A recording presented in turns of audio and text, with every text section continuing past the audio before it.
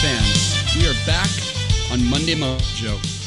And this is a very special Monday Mojo because the next time we will be coming at you, we will be playing legitimate regular season baseball. Yeah, we That's will. right. It is the last Monday Mojo we're releasing for the spring training. Next week, we will be traveling to Minnesota to take on the Twins to kick off the season. And we have a hell of an episode because we had the opportunity to interview a Chris Egan from King 5 Sports. And thank you to Evan Barron, our producer, who is a colleague with Mr. Chris Egan. And thank you to Chris Egan for joining us. One thing that we need to tell you guys is Chris Egan, for you listeners, he projected a Mariners 91 win season. And it got us thinking, pretty much on the spot, actually. We need to come up with our own projections before the season. Just like last year, we've been thinking about this. So we've been thinking about this. This is on the spot. I know the number. I've been sitting hard on this number for a couple of weeks, man. Sure, I've been thinking hard about we haven't gone to. back and forth. This is the first time we're going back and forth really quick before the interview. I want to do this. I'm going to give a realistic, in my opinion, a realistic number. I say 88 wins. 88? That's what I picked last year. Well, I understand. I can't remember what mine was last year. Yours was 86. 86. Yours was 86. Yeah. So what's going to happen is they're going to get 2, 3, 4 more wins than I predict. And I'm totally okay with that. I don't think the M's will beat the Astros for a division win. I think it's possible. But I think realistically, we're going to win a wild card spot and we're going to the playoffs. It's just we will have a tall task with the Astros, and I hate to say it, but that's reality. It is reality. The Astros will still be tough. The good news is, now Sean Manaea, he's out of Oakland. Oakland has just adiosed all of their talent. I feel bad for Oakland, but sure, I don't know. I feel bad. I do. I'll say that once, but then it's we were their daddies last year, and we're gonna be their daddies again this year. We dominated them very much so, and so. The Astros, though, yes, they're going to be tough, but I still think that there's a shot that we win this division. My prediction is 92 wins. It's with that number, it's going to be tough to win the division, but bottom line is the streak, the drought, she gone. It's raining in wherever Stanley Yelnats went to camp to dig holes. It never rained before. And then they caught they got the onions and whatever. I forget the whole story, but it rained. And what the are you ended. Talking about? The drought ended in holes. I'm talking about holes. Stanley Yelnats. They got the onions. It was raining and what? Well, it rained. It rained at the end of the movie because there was a drought. And we haven't had a movie. It's holes, man. Holes. I mean, no. You've never seen Holes? Shia LaBeouf, Stanley Yelnats. I'm not a Disney kid, man. I was Nickelodeon. Dude, but everybody knows Holes. Everybody. I know Holes. of it. Yeah. I didn't watch it. You how have you not seen it? Go see it. Look, watch it tonight. Shia LaBeuf is one of his best movies. It is a good movie. Anyways, back on track. Evan and I actually watched Holes when way back when, first time when we were still young. And me, my brother, and Evan watched it after the movie. We were just sitting there and we're like, you guys want to go outside and dig some holes? And so we went into my mom's garage and we got the shovels. I kid you not. There's just holes over the backyard. And she comes home like, what in the world what are you guys doing? Talking about? Oh, we're digging holes, Mom. I'm X-ray. I'm Stanley. I'm zero. Yeah. It was the most absurd stuff in the entire world. Guys. But 92 wins is my prediction. You can't just go back to the projection after that. Wow. Okay. I had us at 91 wins before Chris Egan said that. So you stole my thunder a little bit. I think it's appropriate to say right now that I don't think they're a 91 win team, but I'm projecting them to add a little bit of something. I think as the roster and the games start to flow in and we start to see what we have, I think Jerry goes ahead and pulls a trigger on probably another top end rotation guy, or maybe an injury happens and we go fill a hole there. I think right now we're more of like I said, 86 to 88 win team, like Max said. I think we get to that 91 win mark. And I think we do win the AL West. And I think it's our best way to get into the playoffs, because if you look at the AL East, it's stacked. I mean, there's going to be the Rays, the Yankees, the Red Sox, the Blue Jays that are all playoff teams. They're all just as good as us. I think we could say that with some, level of. I agree. Yeah, they're right there. Then you look at the Twins, what they did. The White Sox are probably going to win that division. So right there, one of those teams is going to get left out. The best way to get ourselves in is probably just to say, hey, Astros, it might be a year early, but we're coming for that number one spot. I'm going to be a little bit bullish. I think we get it done. And I'm going to go 91 wins is the number. Hell yeah. Well, I'm going to go with, I remember last year on the podcast, I went with the lowest win total because I thought we were still just not ready to 75. Take that next step. You said 75, no, I said right? 82. I said 82. Oh, I said 82 last year. Okay. Yeah, I didn't. Dave go Sims full. said 75. Yeah. Oh wow. So this year I'm going to switch it up and I'm going to go with the most win totals and I'm going to go 93 this year because I'm going from the standpoint of if everything clicks, this team has the potential to win that many games. If Robbie Ray can pick up from, being a Cy Young winner from last year, I think that adds a lot. Kelnick taking off. Can you imagine if Julio pops off from day one and is already in the rookie of the year discussion? I just think that if there's no injuries and all that, I think can see us winning 93 games. So that's my prediction for this year. I love it, Evan. And you are drinking out of the glass that I'm drinking out of. Always half full. Optimism through the roof. And that's what that's what we all, I think, need to have this year. I mean, the sky's the limit. The sky's the limit with what we can do. But I think this is a good place to kick it to the Egan interview.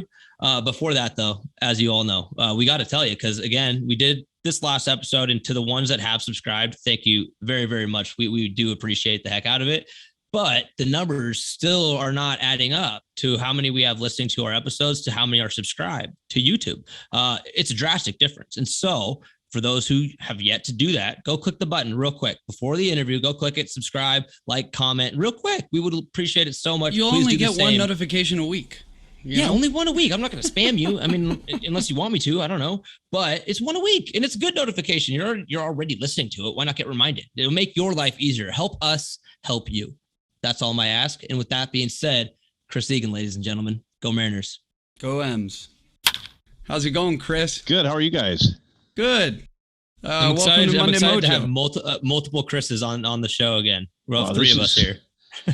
Three of a kind. There we go. Quite the groove. I love it. Yeah. It's awesome. we're all well, I guess Zweifel isn't, but we're pretty much all Northwest, born and raised. Evan Barron and I, and obviously Evan, Chris Soba and I are born and raised in Seattle, and been lifelong Mariner fans ever since. Very nice. Yeah. Myself as well. So there you go.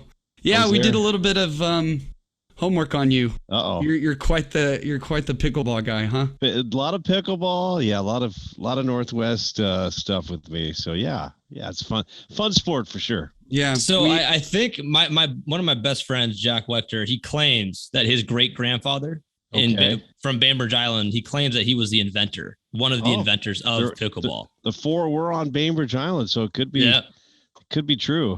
Yeah. Yeah.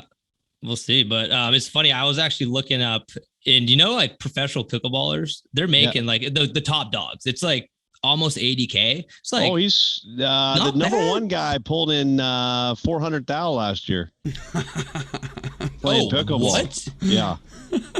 Now that's with sponsors and champs and stuff, but probably pulled in 150 on prize money and then made the rest on sponsorships and so. Yeah. This could become a pickleball podcast in a couple of years. You never know. We'll see. Maybe. I doubt it because our boys are they're taking the keys to the city. The Seahawks, it's a bummer that they're going a different direction, it seems. But as a Mariners fan, it's funny. I was actually at a bar last night, and some two guys were chatting, and they're talking Seahawks. And I go up to them, and I was like, "Hey guys, I love Seahawks. Don't get me wrong. baseball is starting this week. We got to be talking about the M's. And then one of the guys, him and I just started chatting for like 30 minutes or whatever it was. Just it's fun. The vibe, it seems that people in Seattle, like, I had a number of these conversations last night, seeing people wear the M's gear and stuff. And I don't know, the vibe's electric. And I don't think the M's, we're not going, we're coming out of being from nowhere. If you get what I'm saying there. I am with you. Coming out of hibernation. So how was Peoria? Are we starting? Are we going? We're ready. Already started. It's very lax. Okay, yeah. I didn't know if we were going. I didn't know if you had an official start for this podcast. So I'm ready now. So yeah. I'll put all my stuff away here. All right. Oh, good. We do things a little bit more lax, but okay. Yeah. Chris, tell us about Peoria. How was it? How are the boys looking down there? You know what? It was a great. I spent about 6 days down in Arizona with the Mariners. And I tell you what, there's definitely a vibe. There's an energy with these teams. And I've been covering this team for 21 years now, and I've been down to spring training for 15 years. And, every year you're like, okay, is this the year? Is this the year we finally end the drought? And you know what? It seems like they're not necessarily chasing that this year, but it just feels like all the pieces are there. There's more depth than we've ever seen before. I think what I loved right out of the gates was pitching. For so many years, we've talked about 1 to 2 pitchers on this rotation that you could trust. And then there was about 3 to 4 to 5, maybe 6 guys that you're like, okay, hopefully this guy comes through. And as soon as we arrived down there at Mariners training camp, we sat down with the 4 starters right out of the gates. You have Robbie Ray, obviously the Cy Young winner. You have Marco Gonzalez coming off a decent, second half of the season for him. You have Chris Flexen. So, if Chris Flexen can just match what he did last year, I think that will be a win-win. And what a remarkable story for him to be pitching in Korea a couple of years ago, and for Jerry DiPoto to find him and to see what he's done. Logan Gilbert, rookie last year, learned so much. So right there you have 4 guys. And then right away at camp, we realized it was going to be a battle between Matt Brash, George Kirby, and Justice Sheffield. His name was thrown out a lot, but a lot of people that obviously watched Justice Sheffield last year were hoping, hopefully it's not him. And everybody that kept watching Kirby and Brash said, these 2 young arms are absolutely amazing. Throwing their fastballs in the high 90s. They can hit 100 if they need to. Brash has just a nasty slider that is going to be fun to watch. And obviously he has been named the 5th starter. And this is a guy that grew up in Canada, Kingston, Ontario. His favorite pitcher growing up was Roy Halladay. He never played hockey. He said he was one of the few kids in his neighborhood that didn't play hockey. He just loved baseball. And he has just a little swag. I remember asking him, like, Matt, you think you can get it? He goes, yes, I need to be on this team. I can help this team win. And to see that attitude from your 5th starter I love it. And here's the other fact is you're sending out George Kirby to AA Arkansas. So there's another great arm that's going to be ready to go there. Yep. Go ahead, Max. I was just going to say, I just watched your interview with, why am I forgetting his name? Come on. You stole the question and then you're sorry. I'm sorry. Jared Kelnick. Wow. That was a huge brain fart. That's the guy you couldn't think of? All right, yeah, I know. So you spoke with Jared, and I really liked what he said, right? Because, you look at how he did early on when he started with the M's and, really slow to start. But not only that, he seemed very frustrated, and it seemed like the mental ability that he was working with wasn't helping him because, getting easily frustrated. But then he had mentioned, the last home stretch as we were really vying for that last playoff spot, huge learning opportunity for him, not just as a ball player, but as an all around person. And he had mentioned something that resonated with me, like,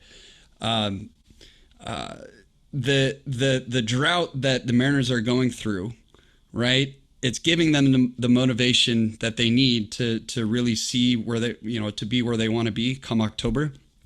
And with the addition of the few new guys that we have, they've meshed right in.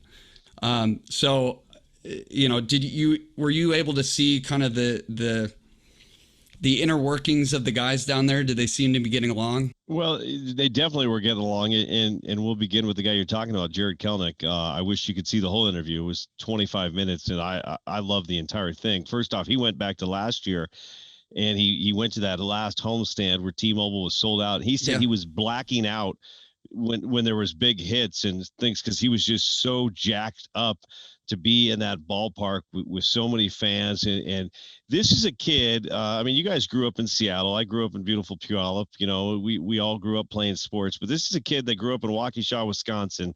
And from kindergarten on, he was always the best in everything he did. He was the top of his class in everything he did. And last year was his great humbling. I mean, this is a kid that's been told, this is the guy you have to watch out for. Yeah. This is one of the Mariners' top prospects. He's going to come win the MVP, the Rookie of the Year. And he comes up and, he struggled. And then he said he pushed it. He tried to do more and more and more, and it just got worse and worse and worse. And here's a kid who's been, at the top his entire life. Now he's finally struggling. And he's finally also learning. So, he went down to Tacoma and he got to that point and he just said, you know what, I'm going to stop pressing. I'm going to have some fun. I'm going to play. I'm going to be that kid from Wisconsin again and just go out there and love this game and keep working hard. I did enjoy in the interview. He said, he loves to talk about himself lifting. You throw out his muscles and he'll smile a little bit, but he said the Mariners did come up to him and say, hey, Jared, we don't need you to be a linebacker for the Seahawks. We need you to be a big hitter on this team and play in the outfield. So he kept working out, but he didn't bulk up as much. So he came into camp very lean. He was very happy with where he's at. He had a home run over the weekend as we get ready for the spree season. So Scott Servais has bragged him up from day one that he has come into camp a different person than he was a year ago. Scott Servais is kind of almost a father figure to him. Servais also from Wisconsin, so he's worked very hard with him. And I think, knock on wood, we're going to see some great things from Jared Kelnick this year. And it's going to be a fun outfield to watch, guys. I mean, you got Jesse Winker, Mitch Haniger, and Julio Rodriguez. I mean, I don't know. I told the guy next to me, draft him in your fantasy draft because he will be on this club. Chris, he is going to be special. I got something for you then. All right, because we just did a fantasy draft, right? So when you picked Julio Rodriguez, right? You picked him, right? And we picked him. I thought it was a little bit of a reach, but it's only because there was guys that were sitting there that were just 4-time All-Stars. But we are the Mariner, the Monday Mojo podcast. We're a Mariner podcast, so we're in this. We got invited to this World Baseball podcast, fantasy baseball league. So there's 16 teams. And we're representing the Mariners, and it was the 7th round. What was it, Chris? And we see Julio right there, and we feel pretty good about it. I want to dive into Julio with you, though. A lot of people they're seeing that smile, they're seeing the swag, and they're seeing that just that superstar glow from him, which I do as well. And they're kind of throwing out the Griffey name. I liken him more to a guy like Alex Rodriguez, albeit Alex was a shortstop.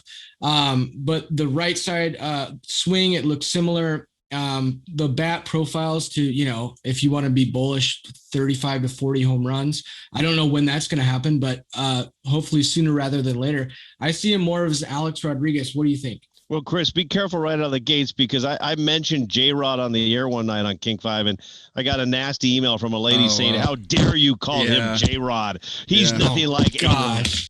So, that's what I got to deal with every night. But I love this kid. I sat down there on field 6 by myself watching him and Kyle Lewis hit BP one day. And I tell you what, his swing is just a thing of beauty.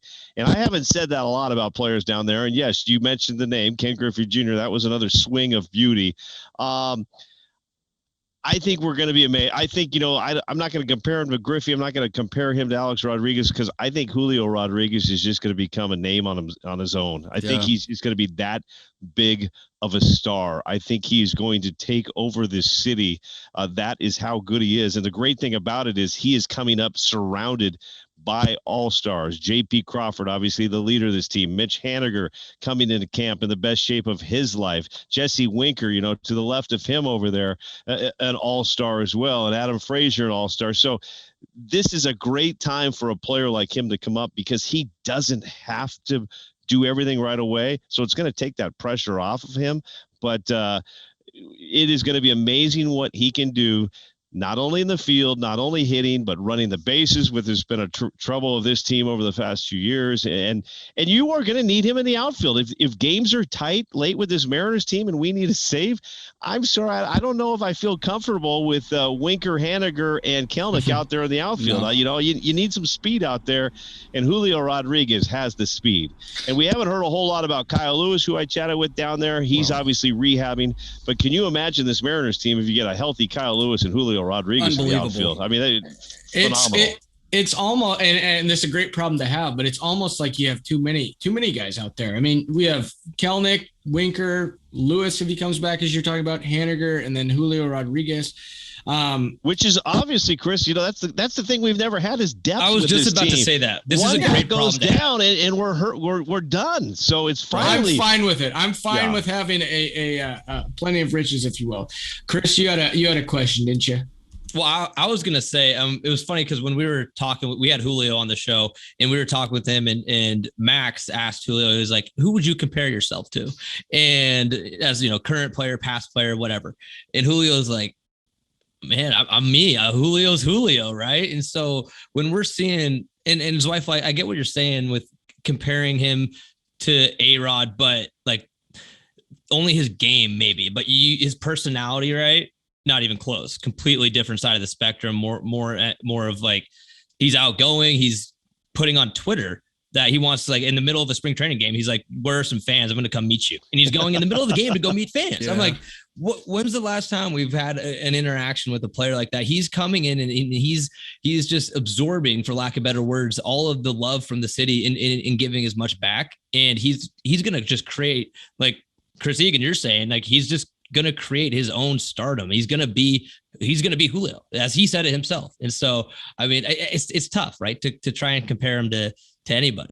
I mean, but Chris, you're right. Everything he does, it's just not the hitting and the fielding. It's, as you mentioned, the fan interaction, but it's also the bat that he brings to BP. It's his shoes that he wears. Everything he does is, it just draws people to him, and it's fun to watch. By the way, drawing us, why does Chris here get the best microphone? He's got golf clubs in the back. I mean, you got the best studio out of the group right here. I mean, geez. I put in a lot of time to decorate this, and the microphone's blocking my Willie Bloomquist jersey, which is beautiful. I got that signed by him. We had him on. He was our second or third guest. Guest after Dave Sims. Yeah.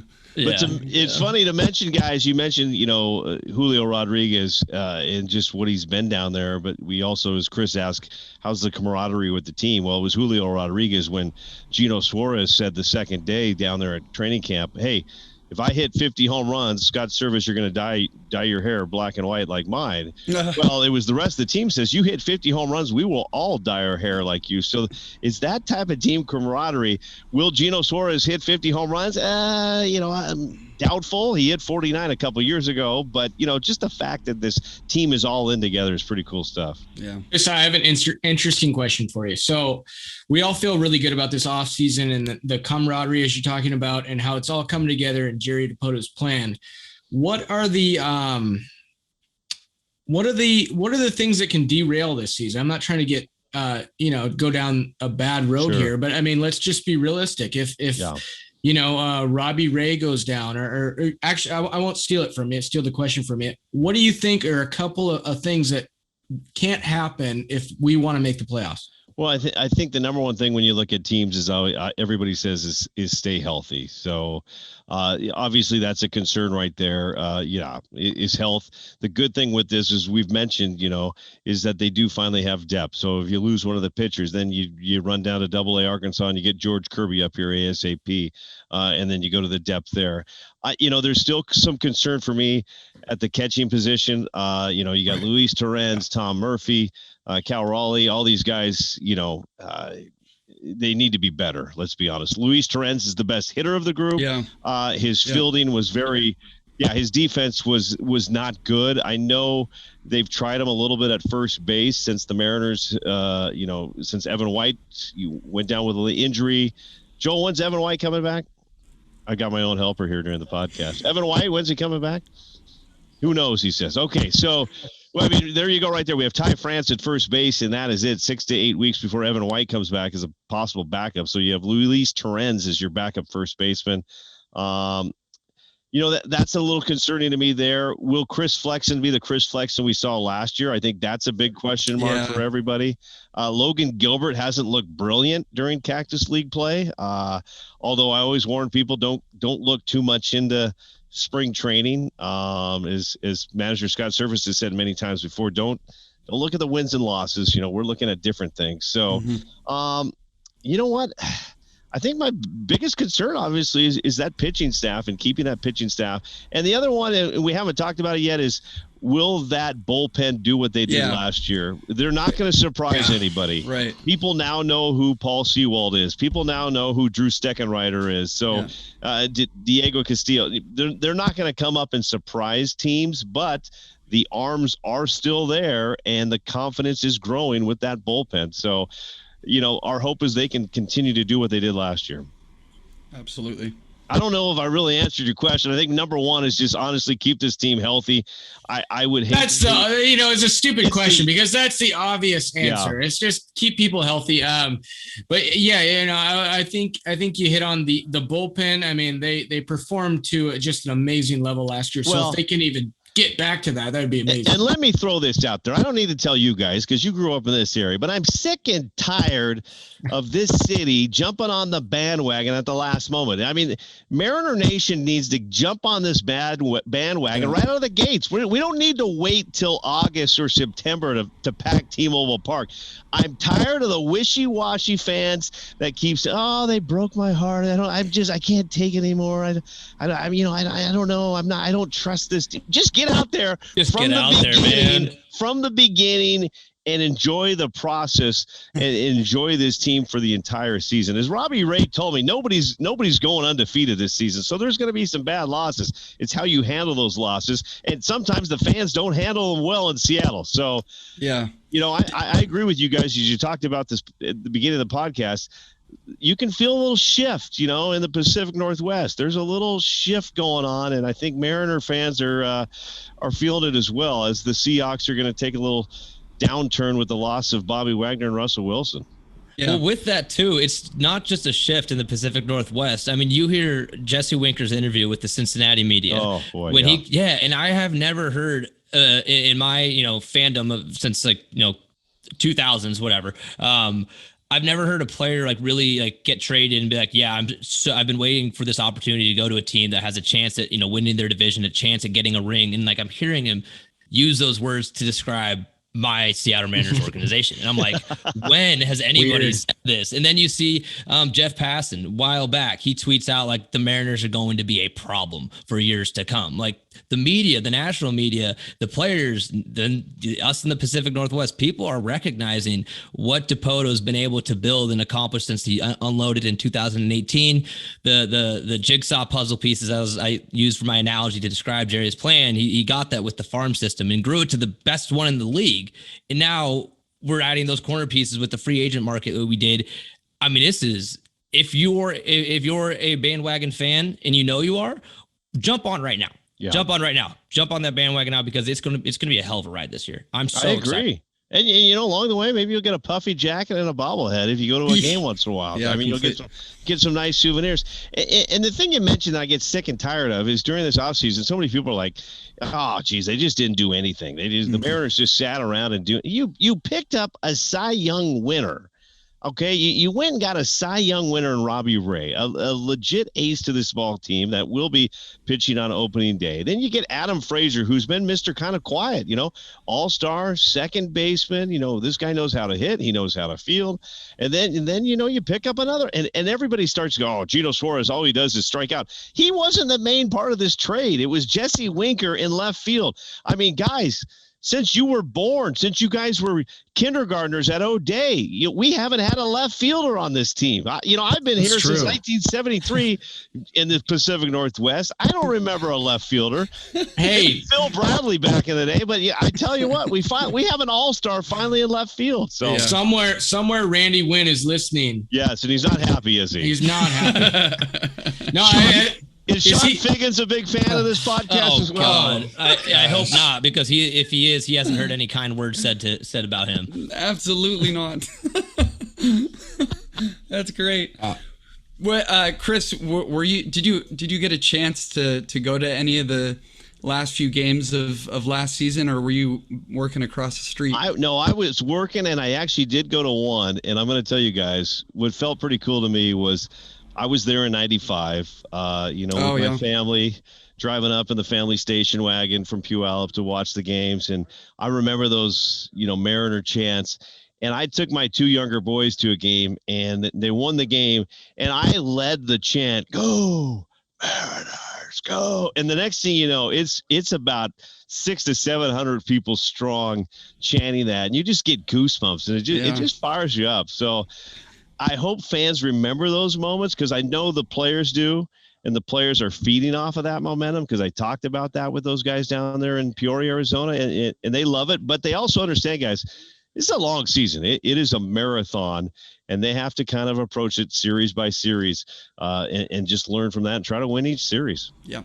I think I've said this before, but having Andy McKay now in the actual dugout, we were fortunate enough to have him on, and just the insight and the different viewpoint that he has that he can bring into the clubhouse. And I've said this multiple times, but with Kelnick, for like a specific example, I know he's getting, sounds like from what you've talked with him, his mental state is much improved, but he's still going to be growing, and having that teacher and that person in your clubhouse, not just for him, but for everybody. It's just moves like that maybe not your average fan is not going to recognize, but it's more behind the curtains, but it's just all the good things and the right pieces they're falling together. No, Chris, you nailed it. Andy McKay, when he came here, talked about how much he approaches the mental side of baseball. And obviously, when you talk baseball, it is a mental sport. You have to learn how to fail. You have to learn how to give up a home run and go pitch the next batter. You have to learn how to strike out with the game on the line, and how do you regroup. And Andy McKay is phenomenal with that. And now he's finally had some years. We live in this fast food world where everybody wants to just go like that. Mm-hmm. And the fact that they're giving Scott Servais and his crew time to develop this team, and we're finally seeing that, where Scott Servais seemed very comfortable at spring training this year because he's been down there. These are his guys now, and this is his coaching staff, and he's made some minor adjustments here or there. But Andy McKay is phenomenal. The infield coach, Perry Hill, if you guys, we need to get him on this podcast. Oh, we've had Perry on. We've had Perry. Oh yeah. Stop it is one of my favorite coaches down there. Yeah. And 69 years old, he's like a 19-year-old down there. He's just so much fun, brings so much energy. I think he's had 9 Gold Glove winners now under him. So there's just a lot of great pieces down there. And as you mentioned, it's a lot of people that we don't know about. It's the coaches behind the scenes. Right. Did you get a chance to know in the last maybe 3 weeks, month or so, when we were talking with Perry, it was after the season, but I brought this up because Divish in an interview post game was asking about, what's the vibe like? And Servais, it's like, well, it's kind of the biggest frat party you want to be a part of. Us coaches are taking fireball shots after like every win. Did you ever talk with them or about that? They were, I didn't get in the fireball. That's the great insight Divish brings you. He takes it one step further, but they were enjoying every single moment of it, because especially after a long season like that, it's long. I mean, think about it. These guys have had 1 day off during spring training. That's it. And then all of a sudden you fly to Minnesota, and then the season, they do not get a lot of time. So to be in it, that last game of the season, you better believe it, they were enjoying it. And that's what Kelnick talked about. You can't take it so seriously. I mean, it's a game. Yes, millions of dollars are on the line, but it's a kid's game, and they're playing it for a living. And you have to remember that and have fun with it. So fireball shot once in a while isn't bad. That's not a kid's game when you're taking fireball shots. You got to be plus 21, but you guys got it. All right, Chris, we're going to ask you, we're going to put you on the spot here. Projection for the wins Oh, I was just on the year this year. Yeah, you beat me. I think right now. No, I'm not going to steal your thunder. You just go with that question where you want to. Well, you ask me as well. What concerns me, and the Houston Astros are still there, and they continue to concern me. The AL East is loaded with some incredible teams. I just have a feeling, and I've stuck with it. I've said it on the air that the Mariners are going to find a way this year to get into the playoffs. Whether they win the AL West or get a wild card, I'm not quite ready to make that prediction yet. But I am saying they are getting in the playoffs, and if they're going to get in the playoffs, in my mind, 91 wins is what they're going to need this year to get in the playoffs. So I'm going to go 91 wins in the playoffs. I'll join you later on in the season to let you know if they're going to win the West. Okay, and do they add someone at the deadline? I think they will. They're going to add someone. Do they add a big piece? I think they will add somebody. In my mind, I am so hopeful Matt Brash does a great job. But yeah, I think if they're going to add somebody, it's going to be another starting pitcher. Yeah, I hope they don't have to, because that means Brash is doing his job. Right. But they may have to if Flexen doesn't do his job. So my hope is they don't have to, but if they do, I think it's going to be another starting pitcher. I think so too. Max, Evan, Chris. I got one for Egan, actually. I thought Evan was sleeping over there, guys. I didn't know he was. It's just the producer in the background. He's our producer. Everything. He does it all. Evan's amazing. Evan is amazing. Yeah, back at you. But I remember one of your stories. You had one with Mitch Haniger, and you talked with him about taking ice baths. And with this season, I think he's going into a contract year. What's your expectations for him? Like, what's his mentality going into this season? Well, he signed arbitration 7.75 million. I think he wanted $8 million. Mariners offered originally 6.7, so he didn't get what he wanted, but he's still making a pretty good penny. This is a guy that has battled injuries, but then figured a way, Evan, how to stay healthy, and that was some weird workout plan of his, where he's out doing all these weird workouts, and he's now taking ice baths as well to help his mind, his body, and his spirit. And you can't argue. The guy last year was absolutely phenomenal. He comes into camp in even better shape. His attitude's even better. He knows he's the team leader. I think it's going to be a great season for Mitch Haniger. And the funny thing is, I mentioned the ice baths. I don't know if you guys saw that. He basically takes them not as recovery, but as to handle his breathing. So he says, anytime you jump in very cold water, you want to panic. And so in his mind, it teaches you to calm down, control your breathing, which he says is kind of like when you're at the plate in the 8th inning with the game on the line or the 9th inning. So now he knows how to control his breathing when things are on the line. So that's kind of why he does that 1 to 3 times a week. But I think, Evan, he's going to have a great year. I think it's just, we haven't seen huge numbers from him this spring, but like I said, don't worry about the spring. I think it's the season what counts. So it's good to see you got your bed made back there and the pillows are all decorated. Got an inside scoop into my Magnolia home. So how about Julio's inside the Parker? Oh, I mean, that just goes back to our point. The guy can do it all. I mean, he knows the game of baseball, and he attacks the bases. It's like watching over the weekend, this guy, Luis Torrens, hits a shot to left field. He's running home like it's Ken Griffey Jr., game 5 of the American League champion. I mean, that's Julio Rodriguez approaches everything like he wants to win, and that goes back to Kelnick as well. I don't know who's more competitive and who wants to win more, Kelnick or Julio Rodriguez, and it's a good thing if they're both on your team. Yep, absolutely. And you had mentioned Julio and Torrens both got. I mean, Luis was kind of, he had his ups and downs. I mean, very, in my opinion, he average. Did really well. He did really well when he came back up from AAA. Sure. He went to Tacoma. He was struggling a little bit with his defense. His offense dwindled a little bit. Went to Tacoma, came back, and worked out some. I think he was one of the better hitters on this team as far as coming up with some clutch hits. And I know you said not to look too much into the stats in spring training, but those two guys have the most hits in the spring training, right? They're off to a great start, so we can expect big things. I mean, obviously Julio's Julio, but I think what matters, and this goes without saying, is we need those mid-tier guys, and especially like Dillon Moore, who's also on a tear, right? Poor, struggling performance last year, looking like he's coming back with some vendetta.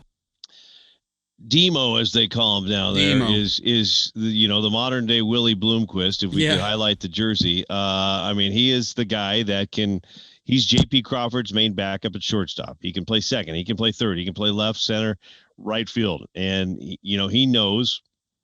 He was honest about it. He said, you know what, I didn't hit the ball very well last year, so during the offseason, that's what I worked on. And what's amazing to me is this guy can go out there and he can play, as Perry Hill said, he can play any position on the field, and that is incredible nowadays because it is so hard to master each position in Major League Baseball. And Dillon has done that, and he is the guy that you need on this team. And it's good to see that he is coming in with that attitude, like, I'm going to do whatever it takes to help this team. Will I be an everyday player?